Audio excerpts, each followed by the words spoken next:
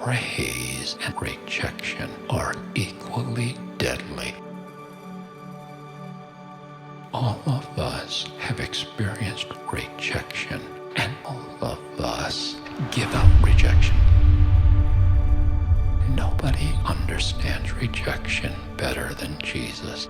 The scripture says he came to his own, and his own did not receive him. When Jesus was dealing with the high priests and the Jews, in his mercy, he would try to help them to see the truth. But here's how they responded. They put nails in his hands and nails in his feet and impaled him to a cross. The cross was personal. It was the Jewish leaders saying, "We've come to know you a little bit, and we hate you, and we're going to kill you." They didn't crucify him for anything he did. They crucified him for who he was. Rejection is personal. That's why it hurts so much.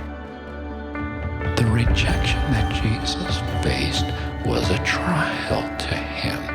It was painful to Jesus. It hurt him, but it did not wound him. Rejection is always painful, but it never needs to wound you. Luke 23, verse 34.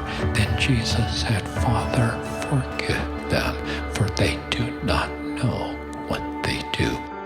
If we want to be healed from the sting of rejection, we must forgive those that have done wrong to us.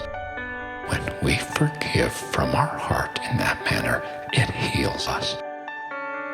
You won't be healed of rejection by analyzing the source of your rejection, but by looking at your source of acceptance.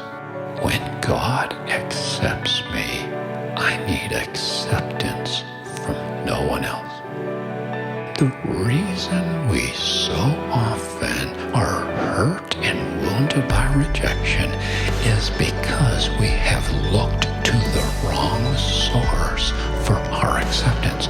If my soul yearns for someone's acceptance, I'll be wounded by their rejection. Jesus wants to deliver us from the tyranny of gaining our acceptance from people. This is how Jesus lived. He lived for the approval and acceptance of his Father. John 5:34, Jesus said, "I do not receive testimony from man." And then he goes on to say in John 5:41, "I do not receive honor from men." Whenever anybody honored him, Jesus refused to receive it. Jesus was not touched by the praise of man, so he was not wounded by the rejection of man. John 5:44, "How can you believe who receive honor from one another and do not seek the honor that comes from the only God?" You cannot look for acceptance from both God and man. It's not possible. You have to decide whose acceptance you want. Do you want the approval of God, or do you want the approval of man? You've got to choose. You cannot serve two masters. Proverbs 29 verse 25 says, "The fear of man brings a snare." You try to please men, you probably will never be able to pull it off. Let's say that you do please them. Let's say you get their accolades. The praise of man will eat you alive. Today they love you. I'm telling you, tomorrow they're gonna hate you. Praise is food for God and poison for man.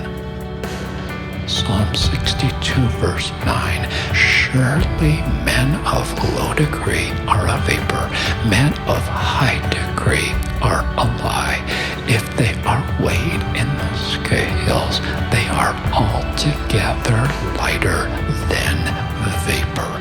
The opinions of people are insignificant. When I stand before the throne of God, your opinion of my life will be of no account. In fact, my opinion of my life on that day will have no significance. There is only one opinion on that day that will have any significance for my life, and that is the opinion of Jesus Christ. Why would you settle for something so small as the honor of men when you can have the honor of God? God can honor you so much more than man. Let the world reject me. Jesus is enough.